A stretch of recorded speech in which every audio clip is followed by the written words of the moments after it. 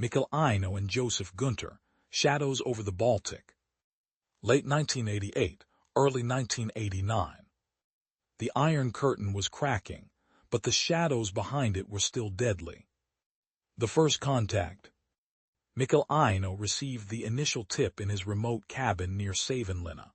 A trusted Estonian contact had sent a short, coded message through back channels.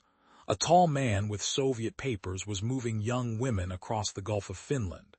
Some ended up in Sweden or Norway. Others disappeared into Poland.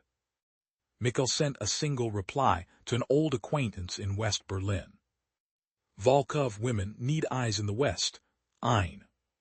Josef Gunther read the message in a smoky cafe near the Berlin Wall.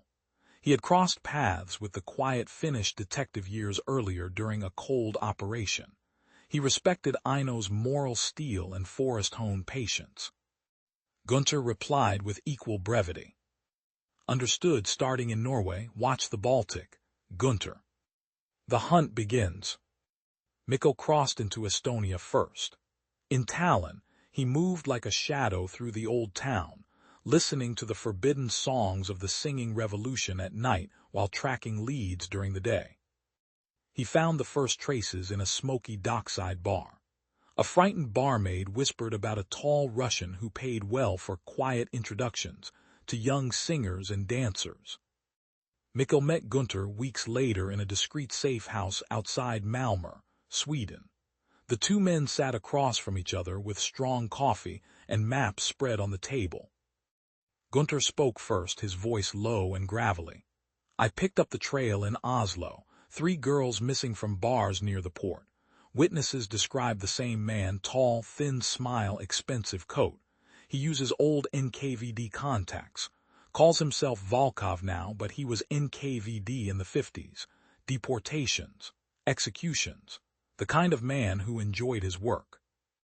Mikael nodded slowly, his eyes hard. In Tallinn they say he takes them to Poland, some for Western markets, some for old comrades who still have money. He burns the ones who fight back. Reminds me of the lost children I searched for after the wars. Gunther studied the Finn for a moment. You still carry that grief like a second skin. I respect it, but grief won't stop him. We will. Mikael allowed a faint, cold smile. The forest taught me patience, Major, and when to strike. Convergence in Poland. They met again in Gdansk in early 1989. The city was alive with solidarity tension. Factories were on strike. The old order was crumbling, but the criminals were thriving in the chaos. The two detectives sat in a small, dimly lit cafe near the shipyards.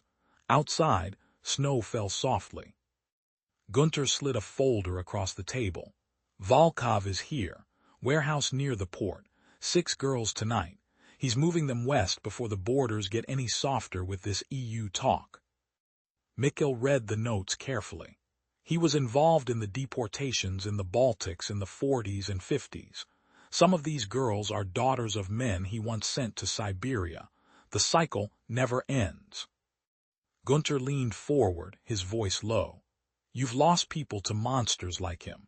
I've buried friends because of men who thought they were untouchable.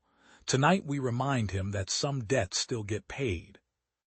Mikael met his eyes. I don't enjoy killing, Major, but some men don't deserve to breathe the same air as the innocent. Gunther nodded. Then we make sure he doesn't. The warehouse. The confrontation in the warehouse was swift and merciless. Volkov and his men were loading the terrified girls into a truck when the two detectives struck. Mikael moved like the forest guardian he had become, silent, precise. He took down 2 guards with quiet efficiency.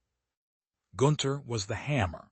He entered like the soldier he had always been, delivering justice with cold finality to the worst offenders. Volkov himself tried to run. Gunther caught him. You sold women like cattle, the major said, pressing a gun to the man's head. You burned girls who fought back. You thought the new Europe would protect you. Volkov sneered. The world doesn't care about a few missing whores. Mikael stepped out of the shadows, his voice quiet but filled with decades of buried rage. I care. The forest remembers every lost soul. Tonight it takes one more. The monster did not survive the night. Aftermath. In the weeks that followed, the network was badly damaged. Several key players were arrested in Poland and Denmark after anonymous evidence reached honest officers. A few simply vanished. Mikael and Gunther met one last time on the Danish coast, watching the lights of Sweden across the water. Gunther lit a cigarette. You did good work, Eino. Not many men have the stomach for what we just did. Mikael stared at the dark sea. I thought I had buried that part of me after Eino, but some evils wake the old bear. I do not regret it. Gunther nodded. The wall is cracking. When it falls, men like Volkov will try to find new shadows. We'll be waiting. The two old warriors shook hands and disappeared into the night, one returning to his Finnish forests, the other to the long shadow of the Berlin Wall. The monsters never truly died. But for a while at least, the Baltic breathed a little easier.